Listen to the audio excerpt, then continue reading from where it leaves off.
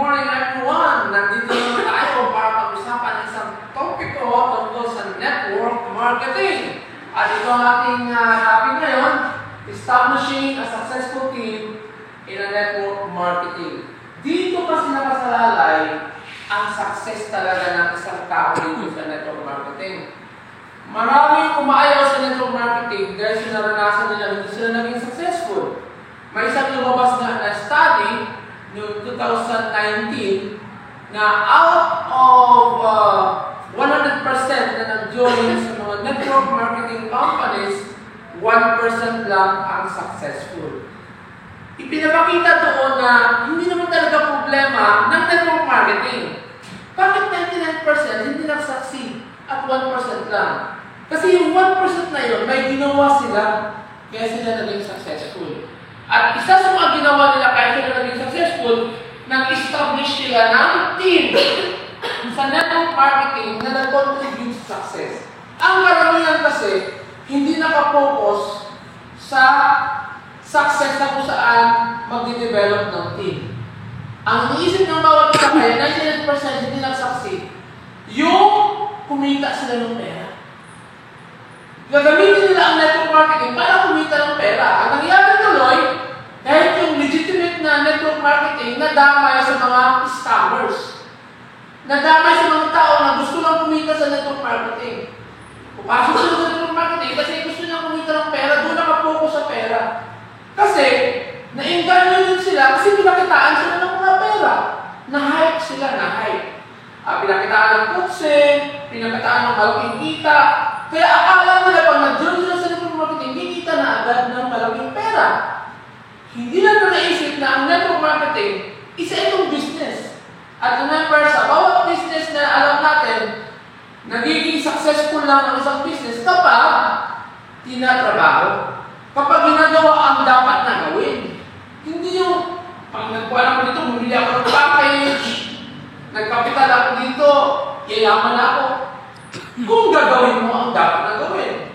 At again, isa sa pinaka-dapat mong gawin, kung gusto mong maging successful sa network marketing at maging part ng 1% na nagiging successful worldwide, kailangan mag-establish ka ng isang team na nagiging successful sa network marketing. Kasi ang success natin dito, hindi yung success mo lang. Magiging successful ka dito pag nakatulong ka ng team o ng mga tao o mga downlines na maging successful. Bago ka maging successful dito talaga, pagkikita ka ng malaki, kailangan yung mga downlines mo, tutulungan mo sila kumita ng malaki. At para matulungan sila ng kumita ng malaki, ma-establish talaga yung team na napakaganda, kailangan nandun yung mga tuloy-tuloy na pag-learn. Tuloy-tuloy na pagtuturo. Tuloy-tuloy na pag-guide. Kasi pag wala yun, walang mangyayari. Example, nakabinta ka ng package. Tapos yung nabinta mo ng package, iiwanan mo na. Yun ang problema. Or mag-assume ka. Nagagayahin ka din, hindi yun. Yan ang pagkakamali ko noon eh.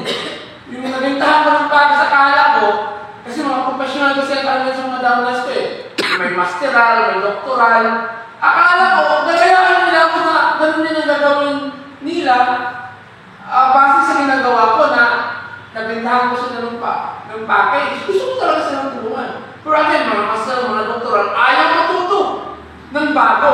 Kasi akala na isang master doctoral, wala sila. Advocado kasi, di ba? Akala nila, alam na nila lahat. But in fact, ang hindi alam talaga, itong network marketing kasi hindi naman ito tinuturo sa mga formal education. Hindi ito tinuturo. So, with that idea na ayaw matuto, hindi talaga maging successful dito kahit nakabili pa ng account o nakabili ng package. Kasi alam naman natin sa network marketing, pag nakabili ka ng package, may ka-activat nyo na business account. Alright? Kaya nasabi ko, actually wala ka talaga puhunan dito sa network marketing. Kasi ang bibilhin mo lang talaga dito, yung package sa may mga produkto. At dito sa ating kumpanya na Alliance Promotion Global Group of Companies, pag bumili ka dito ng package, ang worth ng products na nabili mo, mas malaki pa doon sa binili mong package. Sabihin, yung package na binili mo, kung mas malaki doon. Sabihin, ganansya ka pa. At wala ka talagang kapital. Bakit? Bumili ka nga lang eh. Parang pumunta ka lang sa grocery. Bumili ng mga products. O pag pumunta ka sa grocery, bumili ng products. Lugi ka pa. Hindi, di ba? Kasi yung perang nilabas mo, may kapalit ng mga products. Ang problema dito, para maging success, problema sa karamihan, kaya hindi naging successful, nag-isip kasi pag bumili na, yaman na. Pag bumili na bago siya, yaman na mo. May gagawin ka talaga. At again, ang dapat mong gawin dito, mag-establish talaga ng successful team sa network marketing. At yun ang tinutulong natin dito sa grupo. Isa tayong grupo na kung saan nag-training tayo para makadevelop tayo ng team. O bawat isa ma-develop, yung mga damos ma-develop. Kasi pag na-develop sila, kumita sila ng malaking pera, isa lang sigurado dyan. Kikita ka rin ng malaking pera. Pero pag ikaw lang ang gusto kumita, hindi ka talaga yayaman dito.